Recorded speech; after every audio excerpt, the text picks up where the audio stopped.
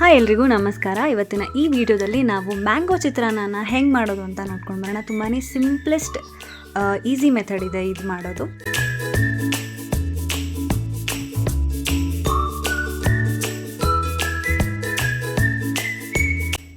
ನಮ್ಮ ತೋಟದಲ್ಲಿರೋ ಗಿಡದಿಂದನೇ ನಾವು ಮಾವಿನಕಾಯಿನ ಸೆಲೆಕ್ಟ್ ಮಾಡಿದ್ವಿ. ಮಾವಿನಕಾಯಿ ಹೆಂಗಿರ್ಬೇಕಂದ್ರೆ ಫುಲ್ ಹುಳಿ ಇರಬೇಕು.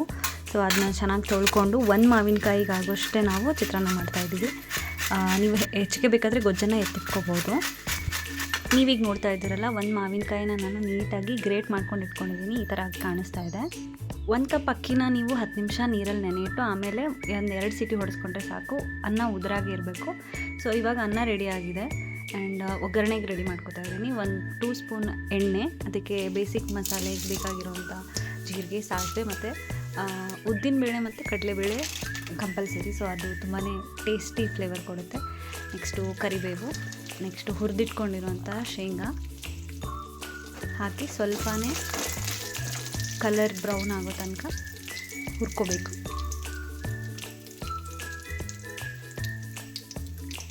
ಈಗ ಈ ಮಸಾಲೆಗೆ ಒಂದು ಹೆಚ್ಚಿಟ್ಕೊಂಡಿರುವಂಥ ಒಂದು 5-6 ಮೆಣಸಿನ್ಕಾಯಿ. ಇವು ಆ್ಯಕ್ಚುಲಿ ತುಂಬ ಖಾರ ಇರಲಿಲ್ಲ, ಸೊ ನಾನೊಂದು 6ರಿಂದ 7 ಮೆಣಸಿನ್ಕಾಯಿ ತೊಗೊಂಡಿದ್ದೆ, ಹಸಿ ಮೆಣಸಿನ್ಕಾಯಿ.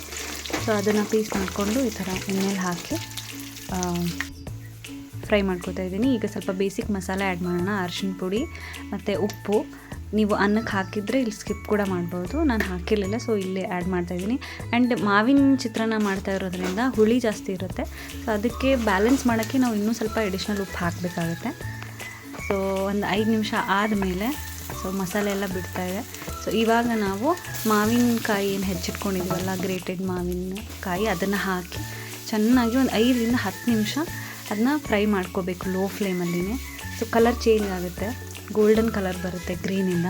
ಟೇಸ್ಟ್ಗೆ ಬಂದರೆ ಸಾಕು. ಮಾವಿನಕಾಯಿದೆ ಎಲ್ಲ ಅಡುಗೆಗಳಲ್ಲಿ, ಸ್ವೀಟ್ಸ್ಗಳಲ್ಲಿ ಮಾವಿನಕಾಯಿನೇ ಇರುತ್ತೆ. ಸೊ ಮಾವಿನಕಾಯಿ ಚಿತ್ರಾನ್ನ ಒಂದು ಮಸ್ಟ್ ಟ್ರೈ ಅಂತಲೇ ಹೇಳ್ಬೋದು. ತುಂಬಾ ಈಸಿ ರೆಸಿಪಿ. ನೀವು ಇದನ್ನು ಗೊಜ್ಜು ರೆಡಿ ಮಾಡಿಟ್ಕೊಂಡು ನಿಮ್ಗೆ ಬೇಕಾದಾಗ ಹಾಕ್ಕೊಂಡು ಕಲಿಸ್ಕೊಂಡು ತಿನ್ಬೋದು. ಈಗ ಮಾವಿನಕಾಯಿ ಚಿತ್ರಾನ್ನಗೆ ಬೇಕಾಗಿರೋ ಗೊಜ್ಜು ರೆಡಿ ಆಗಿದೆ. ಸೊ ಅದು ಗೋಲ್ಡನ್ ಕಲರ್ ಬರುತ್ತೆ.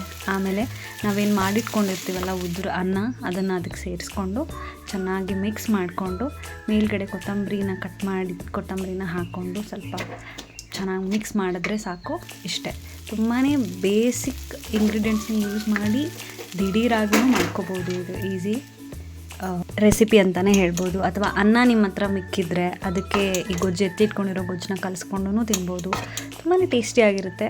ಸೊ ಸಮ್ಮರಲ್ಲಿ ಸ್ವಲ್ಪ ಹುಳಿ ಪದಾರ್ಥ ಜಾಸ್ತಿ ತಿನ್ನಬೇಕು, ಆರೋಗ್ಯಕ್ಕೆ ಒಳ್ಳೆಯದು, ತಂಪು ಅದು. ಸೊ ಅದರಲ್ಲಿ ನೀವು ನಿಮ್ಮ ಲಿಸ್ಟಲ್ಲಿ ಇದನ್ನು ಕೂಡ ಆ್ಯಡ್ ಮಾಡ್ಕೋಬೋದು. ಸೊ ಸರ್ವ್ ಮಾಡಿ ತಿಂತಾಯಿದ್ರೆ ಸಕ್ಕತ್ತಾಗಿತ್ತು ಟೇಸ್ಟು, ತುಂಬಾ ಚೆನ್ನಾಗಿತ್ತು. ಸೊ ನೀವು ಒಂದ್ಸಲ ಟ್ರೈ ಮಾಡಿ, ನಿಮ್ಮ ಅಭಿಪ್ರಾಯನ ತಿಳಿಸಿ. ಅಥವಾ ನೀವು ಹೇಗೆ ಮಾಡ್ತೀರಾ, ಏನಾದ್ರು ಇನ್ನೂ ಎಡಿಷ್ನಲ್ ಏನಾದ್ರು ಇದೆಯಾ ನಿಮ್ಮ ಮನೆ ಕಡೆ, ಸೊ ಅದನ್ನು ನನಗೆ ತಿಳಿಸಿ ಕಮೆಂಟ್ ಮುಖಾಂತರ. So thank you so much for watching. ಮತ್ತೆ ಭೇಟಿ ಆಗ್ತಾ ಇರೋಣ. ನಮಸ್ಕಾರ.